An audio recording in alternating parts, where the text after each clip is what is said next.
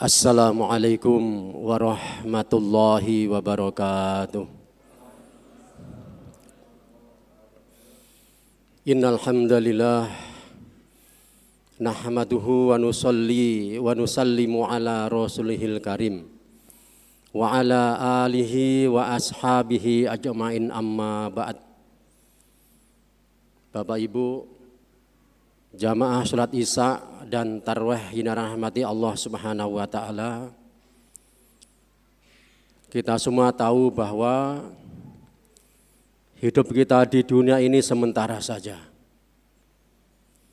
Akan tetapi hidup kita yang sementara ini menentukan daripada nasib kita yang selama-lamanya di akhirat.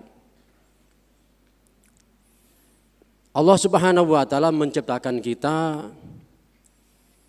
Kita ini bukan orang Kalimantan, bukan orang Jawa, bukan orang Sulawesi.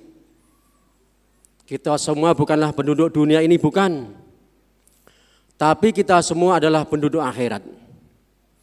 Semua orang pasti ke akhirat. Orang kaya ke akhirat, orang miskin ke akhirat, pejabat ke akhirat, rakyat jelata ke akhirat. Orang mau amalkan agama maupun tidak mau amalkan agama pasti ke akhirat. Sangat panjang perjalanan kita ini, dan perjalanan yang panjang ini akhir dari perjalanan dua tempat saja. Farikum fil jannati wa farikum fis sa'ir. Sebagian manusia masuk ke dalam surga dan sebagian manusia masuk ke dalam neraka. Allah tidak menciptakan tempat ketiga, tidak ada. Dua tempat saja, surga dan neraka. Nah, oleh karena itu kita mesti berpikir, untuk apa Allah Subhanahu wa taala mengirim kita ke dunia dalam waktu yang sangat singkat ini. Allah hendak menguji siapa di antara manusia yang pantas menjadi kekasih-kekasih Allah, dan siapa di antara manusia yang tidak pantas menjadi kekasih-kekasih Allah. Allah hendak menguji siapa di antara manusia yang nantinya yang pantas dikirim menuju surga, dan siapa di antara manusia yang nantinya yang pantas dikirim menuju neraka. Allah berfirman, wasiqal ladzina taqaw rabbahum ilal jannati zumara. Orang-orang bertakwa digiring berombong-rombongan masuk ke dalam surga. Mudah-mudahan termasuk kita semua. Jadi kalau Allah Subhanahu wa taala menghendaki hambanya masuk ke dalam surga, pasti hamba itu dimudahkan mengamalkan amalan-amalan orang ahli surga. Termasuk sholat, berjamaah ke masjid. Ini amalan orang ahli surga. Karena tidak semua orang Islam bisa sholat berjamaah ke masjid. Bahkan beberapa tahun yang lalu Majelis Ulama Indonesia mensurvei 73% umat Islam di Indonesia tidak sholat. Kita mau percaya, tidak percaya, memang ini survei. Kalau saya insya Allah sedikit percaya, bahkan hakul yakin percaya saya. Mohon maaf, saya punya pengalaman beberapa tahun yang lalu, musafir dari Bontang ke Samarinda. Seperempat jam sebelum asar naik bis saya berangkat dari Bontang. Saya pesan sama Pak Sopir, nanti waktu asar tolong kita menepi ya, saya mau sholat asar sebentar saja, 2 rakaat, karena musafir boleh dikosor. Pak supirnya mengatakan, tidak bisa Pak, waktu saya ini pas, tidak bisa, harus tepat waktu. Akhirnya saya mengatakan, Pak supir sudah gini aja, nanti pas waktu asar tolong turunkan saya di masjid atau musola. Akhirnya betul, pas adzan asar ada musola, bisnya menepi. Alhamdulillah saya tidak jadi ditinggal. Kenapa? Ada 3 orang mengikuti saya, sholat bersama saya. Satu bis itu ada 50 orang. wanitanya berjilbab, laki-lakinya banyak. Saya berpikir, ini ibu-ibunya apa janjian datang bulan semua ya? Atau laki-laki yang non-muslim, berpikir saya. Kok pada tidak sholat? 3 orang saja yang sholat. Hadirin yang mulia, maka kita bersyukur Allah berikan kita kekuatan iman. Orang-orang kalau tidak iman tidak akan bisa ke masjid, tidak akan bisa. Karena ini sudah nasnya Allah dalam Al-Quran. Innama ya'muru masajidallah man amana billahi wal yaumil akhir. Sesungguhnya yang memakmurkan masjid-masjidnya Allah hanyalah mereka orang-orang yang beriman kepada Allah dan hari akhir. Hadirin yang mulia, perkara iman perkara yang besar. Iman ini lebih berharga daripada rumah kita, lebih berharga daripada kendaraan kita, lebih berharga daripada istri kita, betul Pak? Mana berharga, iman apa istri? Iman. Kalau istri lepas kan biasa itu, orang tinggal istrinya biasa. Istri mati duluan biasa. Tapi kalau iman mati bagaimana kira-kira? Tidak sholat lagi jadi kafir. Bahkan iman itu lebih berharga daripada nyawa kita. Ini iman.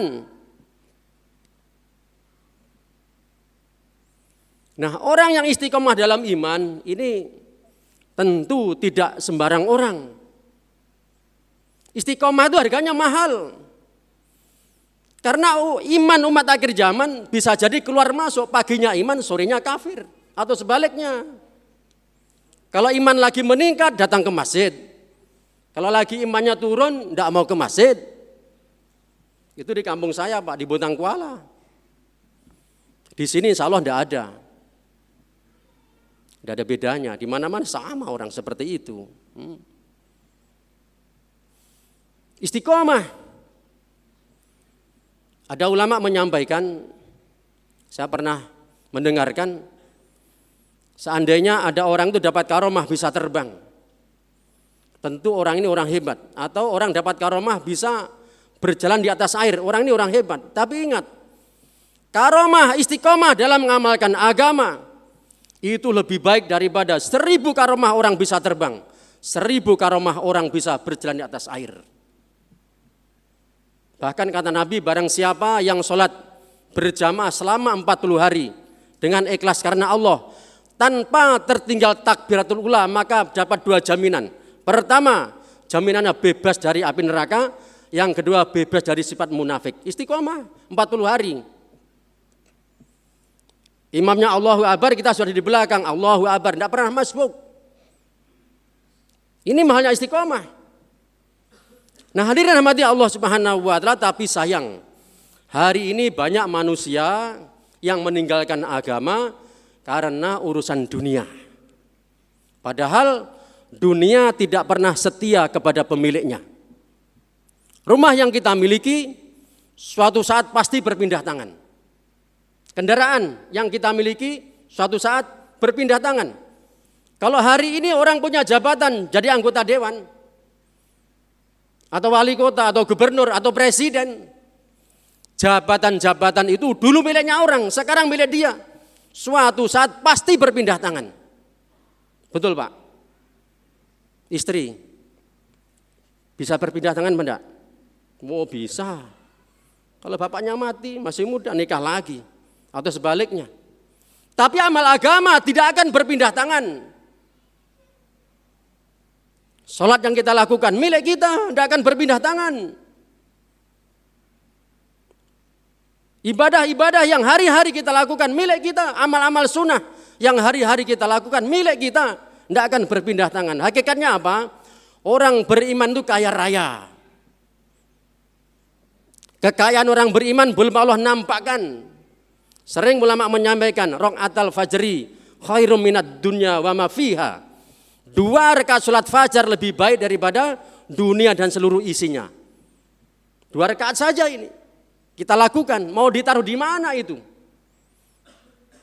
Hanya surga balasan orang beriman. Akan tetapi apabila manusia di dunia tidak mau beramal soleh, imannya tidak sempurna, mohon maaf, Iman harus 100%. Iman itu tidak boleh 99,9%, tidak boleh. Allah itu ada apa tidak ya? Kita masih mikir, jangan-jangan masih tidak sah imannya. Atau akhirat itu ada apa tidak? Nah, kita masih mikir itu tidak sah imannya, harus 100%. Nah, orang-orang yang ketika di dunia imannya tidak sempurna, tidak beramal soleh, begitu mati dia akan menyesal. Dia akan berdoa kepada Allah dengan doa yang sekali-sekali Allah tidak akan kabulkan. Rabbana absorna wa sami'na farji'na na'mal solihan inna muqinun. Ya Allah, sesungguhnya saya telah melihat, saya telah mendengar bagaimana keadaan kubur, bagaimana amal-amal yang saya bawa ke kubur, dan bagaimana dosa-dosa yang sekarang harus saya pertanggungjawabkan, ditampakkan ketika mati. Amal ditampakkan, dosa ditampakkan. Sehingga dia pun mengatakan, farji'na, kembalikan saya ke dunia ya Allah, untuk apa? Bukan cari pangkat, bukan cari emas. Na'mal solehan, saya akan berbuat amal yang sebanyak-banyaknya. Inna muqinun, sesungguhnya hari ini saya telah yakin.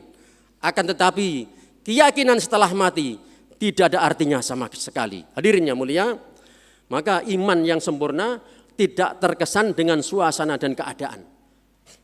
Standarnya iman, ujung rambut sampai ujung kuku mampu diajak mentaati perintah Allah. Mata kita taat kepada Allah.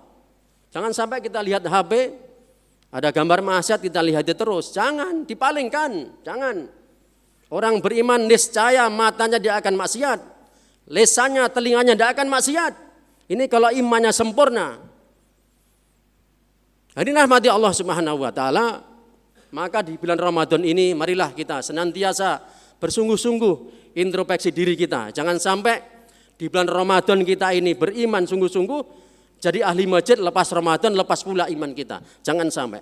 Mudah-mudahan selepas Ramadan kita habis puasa, dosa kita semua diampuni oleh Allah Subhanahu wa taala, dan kita semua dimasukkan surga. Dan mudah-mudahan Allah berikan kita panjang umur sehingga kita semua akan ditemukan dengan bulan Ramadan di tahun-tahun yang akan datang. Amin ya rabbal alamin. Subhanakallahumma wa bihamdik asyhadu an la ilaha illa anta astaghfiruka wa atubu ilaik. Wassalamualaikum warahmatullahi wabarakatuh.